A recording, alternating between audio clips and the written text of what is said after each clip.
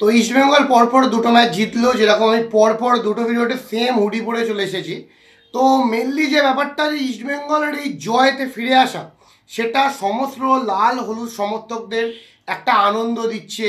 যে বিশেষ করে যেসব প্লেয়ারদের নিয়ে প্রশ্নচিহ্ন উঠেছিল, যেসব প্লেয়ারদের খেলা নিয়ে প্রশ্নচিহ্ন উঠেছিল, যে এদেরকে সাইন করাটা ভুল হচ্ছিল কিনা, ভুল হয়েছে কিনা, বা এদেরকে রিটেন করা বা এদেরকে একটা আরও মরশুম দেওয়াটা উচিত হয়েছে কিনা, সেটা কিন্তু প্রমাণ করলো আজকে ইস্টবেঙ্গলের সেই সব প্লেয়াররা। তার মধ্যে অন্যতম যে নামটা, সেটা অবশ্যই জিকসান সিং, যে গোলটা করে দিয়ে চলে গেছে। মানে জিকসান সিং আমার কাছে iron man.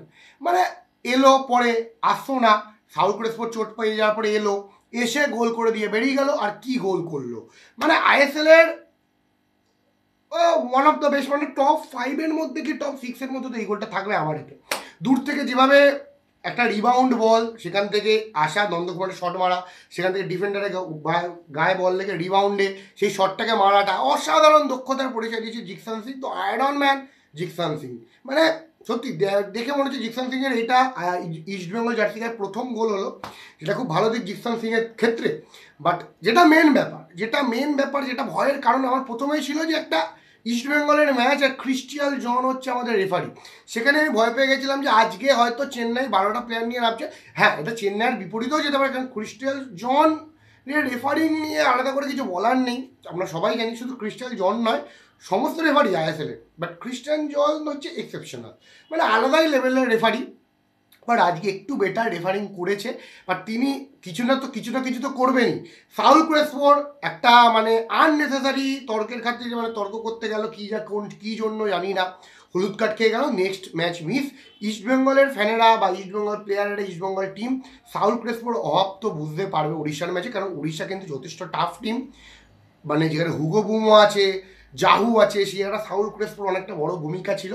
But Jeakson Singh এসে তো গোল করে দিয়ে বেরিয়ে গেছে। গোটা ম্যাচে কি হলো, গোটা ম্যাচে যেটা হলো সেটা হচ্ছে, দেখুন, প্রথমত আমি ইস্টবেঙ্গলের যে অ্যাপ্রোচ, অ্যাওয়ে ম্যাচের যে অ্যাপ্রোচ, সেটা আমার একদমই ভালো লাগে না। কারণ তারা ডিফেন্সিভ ফুটবল খেলে, তারা কাউন্টার অ্যাটাক বেসিসে ফুটবল খেলে। তারা যেটা ইস্টবেঙ্গলের যে মেন ক্যালিবা, যে পজিশনাল গেম, যে পাস খেলে খেলে অ্যাটাক করা, সেটা কিন্তু অ্যাওয়ে ম্যাচে ইস্টবেঙ্গল করে না। সেটা আমরা দেখেছি, এর আগের অ্যাওয়ে ম্যাচেও দেখেছিলাম, এই ম্যাচেও দেখেছি। আমি বলবো কপাল ভালো যে চিমাচুকু ইস্টবেঙ্গলের হয়ে খেলেছে, সে কারণে কিন্তু ইস্টবেঙ্গল গোল খায়নি ফার্স্ট হাফে। নাহলে চিমাচুকু যে চান্সগুলো মিস করেছে, মানে ইস্টবেঙ্গল গোল খেয়ে যেতে পারতো প্রথমার্ধে কম করে দুটো গোল তো খেতোই। কারণ একটা বল দুটো ফিটার মিস করেছে, আর একটা তো সামনে থেকে বল বেরিয়ে গেল, ওটা যে কী করে মিস করতে পারে, আর ওটা কি পেনাল্টি কিনা সেটা তো আমরা জানি না। বাট এটা নিয়ে এইসব ছোটোখাটো জিনিস এখন হয়ে গেছে।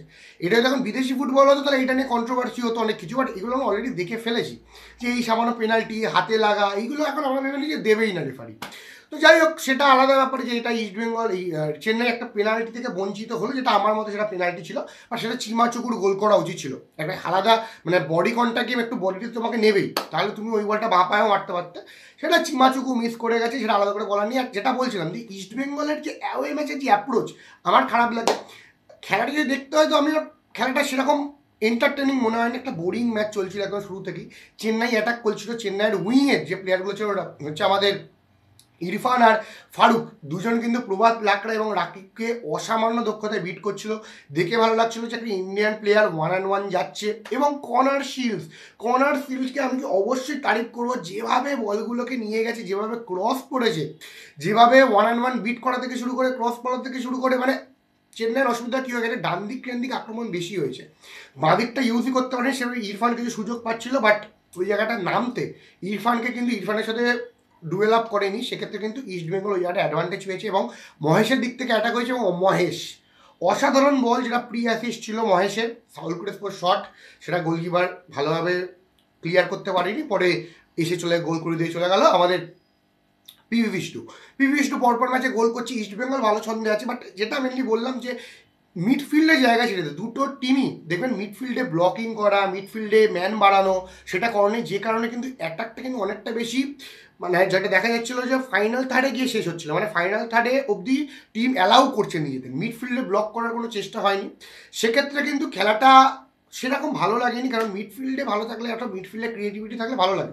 মাদিতালাল অনেকটা বেশি ওপরে খেলেছে, যেটা সাউল কুরেস বা সৌভিক চক্রবর্তী যখন দুজনে খেলছিল মাদিতালকে বল বাড়াচ্ছিল। মাদিতালালের গোলটার ক্ষেত্রে কিন্তু মাদিতালালের ভূমিকা আছে, আপনারা দেখবেন মহেশকে বাড়ানোর আগে কিন্তু অনায়াসে দুটো প্লেয়ারকে বিট করে দিয়েছিল। তো যে কারণে মাদিতালাল অবশ্যই ইস্টবেঙ্গলের গুরুত্বপূর্ণ প্লেয়ার আমার মতে অবশ্যই। বাট ইস্টবেঙ্গলের জেতা, 2 পয়েন্ট রান করা, 7 পয়েন্টে চলে যাওয়া, সেটা একটা ভালো দিক ইস্টবেঙ্গলের। পরপর দুটো ম্যাচে একটা ড্র হয়েছিল, দুটো জয় হলো। তো নেক্সট ম্যাচ যেটা উড়িষ্যার বিরুদ্ধে হবে, যেখানে সাউল ক্রেসপোকে পাচ্ছে না। আর একটা পরিবর্তন নিয়ে আমি ভেবেছিলাম, এটা নিয়ে আমি বলবো, বাট ইস্টবেঙ্গল জিতে গেল, যে ডিয়াম্যান্টকস মানে কি প্লেয়ার মাইন্ডি, মানে ডিয়াম্যান্টকস হচ্ছে একটা জাত প্লেয়ার। বল যখন উইদাউট দ্য বল তার চেস করা 1-on-1, মানে একা হার মানবো না, সামনে দুটো ডিফেন্ডার আছে বাট আমি তাকে বডিতে নিয়ে বলটাকে বার করবো, এইটা আমার ডিয়াম্যান্টকসের সব থেকে বেশি ভালো লাগে।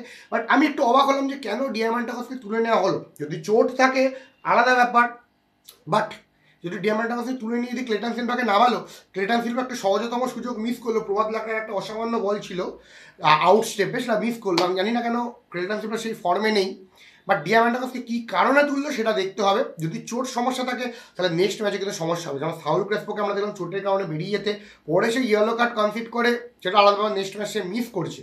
বাট এটাও কি একটা ট্যাকটিক্স যে পরের ম্যাচ আমি এমনিই খেলবো না, তার থেকে একটা ইয়েলো কার্ড খেয়ে যাই, তাহলে পরের ম্যাচ আমি খেলছি না এবং আর ইয়েলো কার্ডটা আবার লেভেল হয়ে গেল। এইটা যে ট্যাকটিক্স হয় তাহলে সেটা আলাদা ব্যাপার, সেটা তো আমি সাউল ক্রেসপোকে অবশ্যই ইন্টেলিজেন্ট তো বলবোই। বাট হ্যাঁ, যেটা মেন ব্যাপার যদি এইটা হয়ে থাকে তাহলে ভালো জিনিস। তো দেখা যাক কী হয়।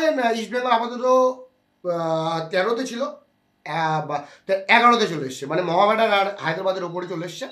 আশা করবো ইস্টবেঙ্গল আরও ভালো ফল করবে, আরও এগোবে। আমরা চাই ইস্টবেঙ্গল ভালো ফল করুক, কম্পিটিশন আসুক, যাতে পরবর্তী ডার্বি হওয়ার আগে আমরা যেন কোনো টিমকে নিয়ে এগিয়ে রাখতে পারি, একতরফা গেম না হয়, সেটাই ভালো। আর ইস্টবেঙ্গল ছন্দে ফিরছে, ইস্টবেঙ্গল ফ্যানদের আনন্দের দিন অ্যাওয়ে ম্যাচে 3 পয়েন্ট পাওয়া, যেটা অনেক ভালো জিনিস। বাট আমি বলবো নেক্সট অ্যাওয়ে ম্যাচে যাতে আরও পয়েন্ট আর্ন করে, পয়েন্টের জন্য ঝাঁপায় রাদার 1 পয়েন্টের জন্য। আজকে দিন অ্যাপ্রোচ দেখে মনে হচ্ছিল ইস্টবেঙ্গল 1 পয়েন্টের জন্যই খেলছে, বাট কাউন্টার অ্যাটাক, ভালো কাউন্টার অ্যাটাক ফুটবল খেলেছে, যে কারণে গোলগুলো পেয়ে গেছে। তো যাই হোক, এটাই ছিল আজকে ম্যাচ সামারি। তো আপনাদের মধ্যে কী মতামত, আপনারা ইস্টবেঙ্গলের জয় নিয়ে কতটা খুশি, আর ভিডিওটা কেমন লাগলো অবশ্যই কমেন্ট করে জানাবেন। ভালো লাগলে লাইক শেয়ার সাবস্ক্রাইব করতে ভুলবেন না। ধন্যবাদ।